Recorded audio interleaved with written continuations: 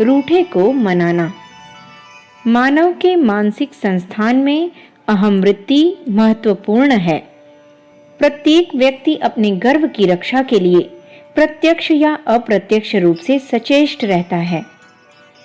मनुष्य का बाह्य बनाव, श्रृंगार, रहन सहन, व्यवहार इत्यादि इस अहम की तृप्ति के नाना विधान हैं। कोई व्यक्ति अच्छे वस्त्र पहनकर दूसरों पर शान जमाता है, तो दूसरा अच्छे मकान में रहकर, पूंजी एकत्रित कर या विद्वता द्वारा अपने अंतःकरण की अहम वृत्ति को संतुष्ट करता है। गरीब लोग अच्छे बाल काटकर, गीत गाकर, फूलों की मालाएं पहनकर, इत्र लगाकर, सिनेमा में जाकर अपने अपने उपायों से अहम भाव की पूर्ति करते हैं। वे अपने लिए स्वयं ऐसे अवसर उपस्थित करते हैं जिसमें वे सबसे महत्वपूर्ण स्थान पर कार्य कर सकें, बड़े प्रतीत हों और दूसरे उनके अनुशासन में रहें। हम कब रूठते हैं? इसका उत्तर यही है कि जब हमारे अहम को चोट लगती है तो हम रूठ जाते हैं। अहम की चोट को हम संभाल नहीं पाते।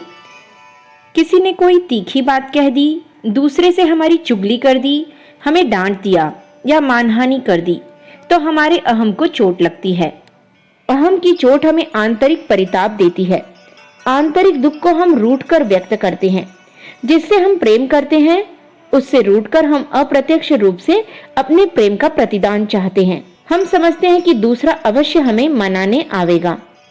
रूठने का अभिप्राय है अहम की विदग्धता। अहम को यदि पुनः किसी प्रकार प्रोत्साहन प्रदान किया जा सके और आंतरिक घाव को भर दिया जाए, तो रूठा हुआ व्यक्ति पुनः मनाया जा सकता है। यहाँ यह स्मरण रखना चाहिए कि रूठने की क्रिया में मनुष्य की भावना की तीव्रता रूठने की क्रिया तथा फल को और भी उद्दीप्त करती है। जिसकी अनुभूतियां जितनी ही अधिक सचेत और तीव्र होंगी, वह तनिक सी चोट पाकर उतना ही दुखी होगा, उतने ही काल तक रूठा रहेगा। अधिक देर तक या बार बार रूठने के कारण रूठना मानसिक स्वभाव बन जाता है। एक बार अहम की मरहम पट्टी करने पर पुनः पुनः तनिक सी आलोचना से वह व्यथित होता रहता है। अतिशय भावुकता एक अभिशाप बन जाती है। अतिशय भावुकता साधारण टीका टिप्पणी को भी संभाल नहीं सकती। भावुक व्यक्ति प्रायः तनिक सी बात पर रूठ जाते हैं तथा अपने मानसिक संस्थान को दृढ़ नहीं रख पाते हैं। बच्चों का रूठना तथा मनाना साधारण है। वे साधारण सी प्रशंसा तथा प्रलोभन से अपना रूठना छोड़ देते हैं।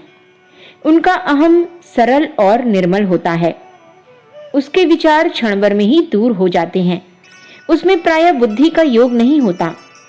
बड़े व्यक्तियों के रूठने में भावात्मक तथा बौद्धिक समन्वय चलता है। इसलिए उन्हें मनाने के लिए दो पृथक पृथक मानसिक उपचार करने पड़ते हैं। पहला, बौद्धिक उपचार।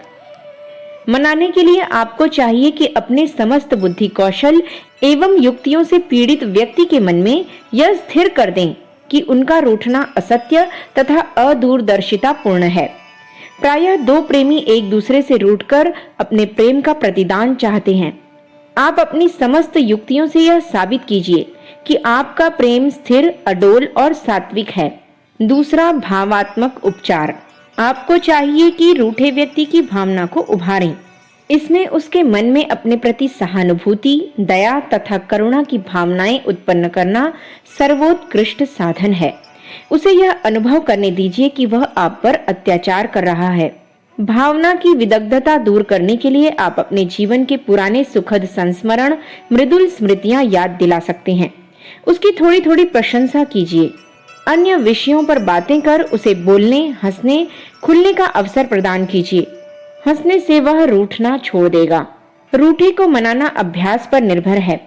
किसी व्यक्ति को कितनी मानसिक वेदना लगी है, कितनी सहानुभूति की आवश्यकता है, यह सब व्यक्ति के मनोवैज्ञानिक अध्ययन से ही ज्ञात हो सकता है।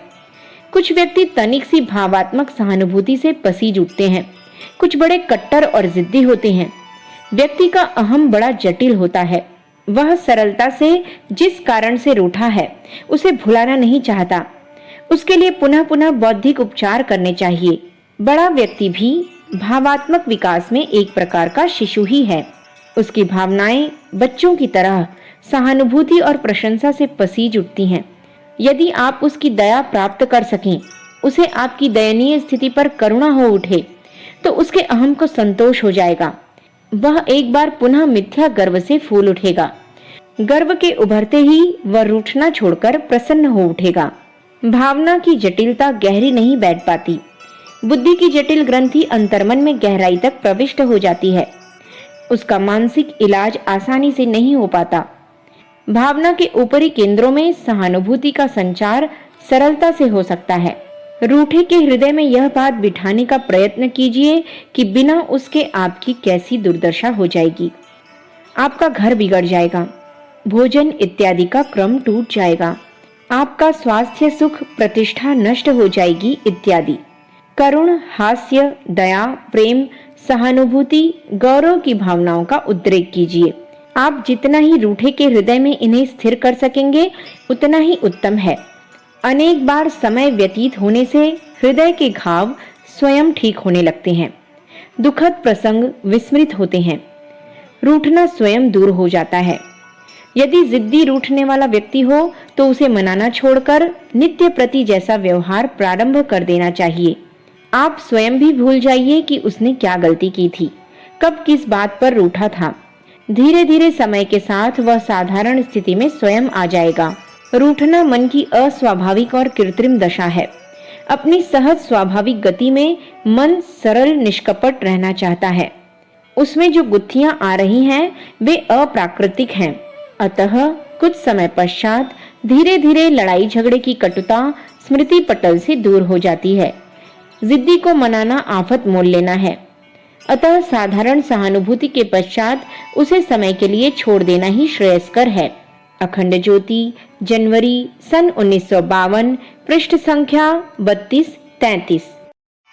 हमारे YouTube चैनल विचार क्रांति दूत अखंड ज्योति पत्रिका को सब्सक्राइब करें एवं अगली वीडियोस प्राप्त करने के लिए बेल आइकन दबाएं। धन्यवाद।